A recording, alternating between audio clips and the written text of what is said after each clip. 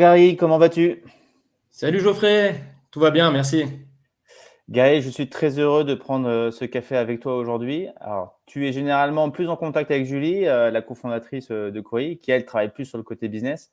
Mais on a eu le temps de se connaître un petit peu plus personnellement il y a 3 semaines qu'on avait préparé ce call. Gary, est-ce que tu Exactement. peux te présenter? Oui, tout à fait. Bon, pour le call, j'ai amené ma petite, Ta pas tasse tasse de à café? café, mais mon cup tea, Ton cup tea? Smile Wanted, cup of tea. Bon, alors moi, je viens de faire mes 35 ans. Ça va faire 12 ans que je suis dans la publicité. J'ai commencé dans la finance et j'ai rapidement enchaîné dans la publicité. C'est un univers que j'ai beaucoup apprécié à ses débuts parce que c'est un environnement très ouvert d'esprit, très jeunes, où l'innovation est permanente, l'innovation technologique et également la créativité qu'on retrouve un peu partout. Et c'est vraiment ce milieu-là que j'ai beaucoup apprécié dans la publicité. Et donc, dans mes 12 ans de carrière dans la publicité, j'avais commencé en agence, dans une grosse agence, une Big Five, et j'ai vite enchaîné dans une régie qui était aussi une startup dans le mobile. Et ensuite, j'ai créé Smile Wanted. Ça va faire bientôt 7 ans en janvier. Et j'en suis assez fier. Je suis très fier aussi de mes équipes, dont je pourrais te parler juste après. Ouais, 7 ans pour se m'inventer, bravo, hein, c'est dur, hein, c'est des longues expériences, mais bon, ouais, c'est ce que j'avais fait, je te disais juste avant, hein, avec Next Performance, on est resté quoi, 8 ans, 9 ans sur le projet, c'est super Ok. long, mais voilà, on apprend généralement pas mal de choses avec la durée. Smile Wanted, tu peux m'en parler un petit peu plus? Donc, vous partez sur la promesse de garantir un KPI élevé, du reach et donc de l'inventaire et du volume à un niveau important et des prix compétitifs. Tout ça via votre Curate Marketplace. Est-ce que tu peux me dire un peu plus, est-ce que tu peux m'en dire un peu plus, Guy? Oui, carrément. Alors, pour reprendre, c'est vrai que ces 7 dernières années, on a vécu tout type de périodes, hein, que ce soit les crises un peu dans tous les sens, hein, les gilets jaunes, le Covid, également les crises dernièrement économiques. Mais bon, ça nous fait, on résiste à toutes les tempêtes. Et pourquoi? Parce que Smile Wanted, c'est avant tout une technologie solide qui repose sur 30 personnes aujourd'hui. On a 30 personnes, on est tous basés à Paris. Dans cette équipe, il y a une partie qui est techno, qui est développeur. La moitié des effectifs sont des développeurs seniors et l'autre moitié vont être des personnes, des consultants avec qui on va pouvoir accompagner les agences, les annonceurs. Et il y a une troisième équipe aussi dont on parle très rarement, c'est l'équipe publisher aussi chez nous, qui fait un travail formidable en France et à l'international. Aujourd'hui, on se définit et on s'est toujours défini hein, depuis notre création comme une curated marketplace cookieless et indépendante, avec aujourd'hui à peu près 1000 éditeurs qu'on accompagne en France et de plus en plus à l'international. Il faut savoir que notre business aujourd'hui représente plus de 50% sur l'international, aussi bien en Europe que dans des pays exotiques comme l'Indonésie, l'Inde et de plus en plus les États-Unis, bien entendu. Euh, Notre curated marketplace, on l'avait créé de base sur la vidéo. On voulait devenir un expert et un leader dans la vidéo à la performance en France et en Europe. Mission accomplie. Et depuis à peu près un an, on s'est lancé sur le display, où on commence à avoir des très bonnes performances, que ce soit en taux de visibilité ou aussi en taux d'engagement. Et le tout dernier produit qu'on attend, c'est le native, bien entendu, où la demande se fait attendre et on est en train de finaliser ce produit-là. Pour revenir un peu sur la technologie Smile Wanted, elle repose sur 3 briques, 3 piliers. Premier pilier de la technologie Smile Wanted, c'est le pilier contextuel. On pourra en parler davantage peut-être après. Nous, ce qu'on fait niveau contextuel, c'est on va s'arrêter sur tout ce qui est targeting et ciblage de tout ce qui est keywords, avec une technologie qui s'appelle, et une façon de faire, pardon, de Elasticsearch. On va aussi utiliser Google Trend. Donc, on est branché à Google Trend en API qui nous permet aussi de scanner les articles et de savoir si c'est des articles chauds ou froids, des articles de buzz ou des articles qualifiés. Via aussi ces technologies, on a la possibilité de voir d'où provient le trafic aussi, les inventaires sur n'importe quel site. Est-ce que ça vient de Facebook? Est-ce que ça vient du search? Est-ce que ça vient en direct? Et en fonction de ces provenances de trafic, on va pouvoir scorer et qualifier les inventaires. Donc ça, c'est le premier pilier. Ensuite, le deuxième pilier de Smile Wanted, c'est tout ce qui est ergonomique, donc la technologie ergonomique. Donc c'est tout ce qui est en rapport avec les emplacements sur les pages. Est-ce que les emplacements sont visibles, les sizes des emplacements, le nombre d'emplacements sur une page, les taux d'interaction, les durées, les temps passés aussi sur les emplacements. Ça nous permet dans un temps 2, après le contextuel, de cibler parfaitement les emplacements qui, de façon prédictive, vont pouvoir performer. Et le troisième pilier, j'enchaîne, c'est le prédictif. Et c'est ça qui fait notre valeur ajoutée chez Smile Wanted. Le prédictif, sachant qu'on a une curated marketplace, donc on a créé cette curated from scratch. On a commencé avec un éditeur il y a 7 ans, aujourd'hui plus de 1000 éditeurs. Et ça nous permet, en fait, la technologie prédictive nous permet de garantir à tout type d'acheteurs ou des traders, ça nous permet de garantir des KPI en amont, que ça soit des taux de visibilité, des longueurs aussi, des durées de visibilité, des taux d'interaction avec les campagnes.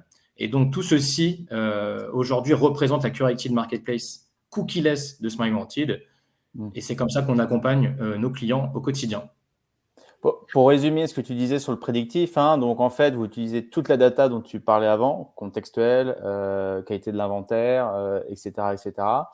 Toutes les datas que vous avez sur les livraisons de campagne ou sur ce qui se passe en termes de performance. Et donc, grâce à ça, vous êtes capable de faire des modèles prédictifs et de garantir un taux de visibilité, un taux de complétude vidéo, un taux de clic pour chaque campagne. C'est ça, Exactement. Aujourd'hui, notre technologie, elle est sur du machine learning. Cette technologie, en tout cas, les algorithmes prédictifs. Ouais. Et en 2023, d'ailleurs, on espère avancer sur du deep learning pour aller encore plus loin, pour créer des algos, pour que les algos eux-mêmes créent des algos de façon automatique. Ok. Je vais revenir un petit peu sur le contextuel. Tu disais, toi, le contextuel, en fait, j'ai l'impression que c'est plutôt un contextuel d'inventaire. Nous, chez Query, tu sais, on se dit dans le ciblage contextuel, mais à ce jour, en fait, en réalité, on est plutôt sur la sémantique, c'est-à-dire vraiment l'analyse du texte et de quoi parle le texte. Toi, quand je t'écoute, tu es un peu plus large. Tu es sur aussi la trends, les keywords, tu es sur la qualité de l'affichage, les répétitions éventuellement, tout le contexte en fait d'affichage de la publicité dans son ensemble. C'est bien ça ? Exactement. Alors, j'aime bien toujours redéfinir le contextuel parce que c'est un mot, tout le monde parle de contextuel aujourd'hui. Le contextuel, il faut savoir, c'est très large. Bon, c'est pas à toi que je vais l'apprendre. Vous êtes un expert du sémantique, vous. Mais dans le contextuel, en fait, si on le définit, il y a plusieurs niveaux. Premier contextuel qui a toujours été appliqué par les agences ou par les régies, c'est un ciblage de domaine, tout simplement. Un bon ciblage de domaine permet déjà de faire un contextuel de niveau 1. Mais aujourd'hui, il y a plusieurs niveaux, c'est-à-dire qu'il y a les domaines en niveau 1, mais si on va de façon granulaire, il y a les rubriques, il y a les pages. Dans les pages, il y a les keywords, et ensuite, il y a tout ce qui est sémantique. Donc, nous, on va s'arrêter aux keywords, et c'est vrai que la partie ultra granulaire, qui est la partie sémantique, on va travailler avec des acteurs comme vous, main dans la main, pour pouvoir vraiment répondre à une offre complète pour les annonceurs ou les agences. Ok, merci. 2023 s'annonce assez difficile sur le marché publicitaire. On ne peut pas se le cacher, les budgets publicitaires sont assez perturbés en 2022, pardon, et en 2023, ça ne s'annonce pas forcément meilleur. D'après toi, ta vision sur 2023, quelle va être la tendance? Qu'est-ce qu'on peut faire? Et nous, en tant que petite tech française sur le marché français, comment on peut essayer de bouleverser un peu les choses et de faire en sorte que 2023 soit une super année pour tout le monde? Alors, pour le coup, 2023, moi, je ne suis pas un magicien, je ne sais pas ce qui va se passer réellement et concrètement en 2023. Ce qu'on peut entendre sur le marché via les news qui sortent et via les études faites par des bureaux d'études, c'est vrai que 2023 s'annonce assez compliqué. On sait qu'on est en train de vivre une crise économique d'un certain niveau. on pense que cette crise économique va s'accélérer en 2023. Et c'est vrai que lorsqu'on traverse des situations ou des périodes aussi compliquées, comme la période du Covid, qu'on a passé de façon plutôt positive, les annonceurs vont plutôt, ce qu'on remarque, c'est que les annonceurs vont plutôt s'axer et vont plutôt se concentrer sur des stratégies plutôt performance. Et ce qui va compter pour les annonceurs, c'est l'ROI. Le ROI va vraiment être le point d'entrée avec les annonceurs pour discuter avec eux. Et le deuxième challenge en 2023, c'est l'accélération du cookie-less aussi sur les browsers. On sait que Google, en tout cas Chrome, a déplacé sa date. Si je me rappelle bien, la date, Geoffrey, c'est 2024 mise maintenant. en place. C'est 2023 ou 2024 ? 2024 maintenant. Voilà. Donc, on a un petit peu de temps, mais c'est vrai que même 2023, le cookie-less va s'accélérer, cet écosystème cookie-less va s'accélérer et on va devoir travailler main dans la main avec d'autres technologies pour pouvoir toujours satisfaire les annonceurs parce que les annonceurs ont toujours été habitués à des niveaux de performance excellents grâce aux cookies, grâce à ce qu'ils avaient l'habitude de faire. L'idée aujourd'hui, c'est qu'une technologie, avec une seule technologie, c'est très compliqué d'atteindre tous ces niveaux de performance, ces niveaux de ciblage ultra granulaire pour un annonceur.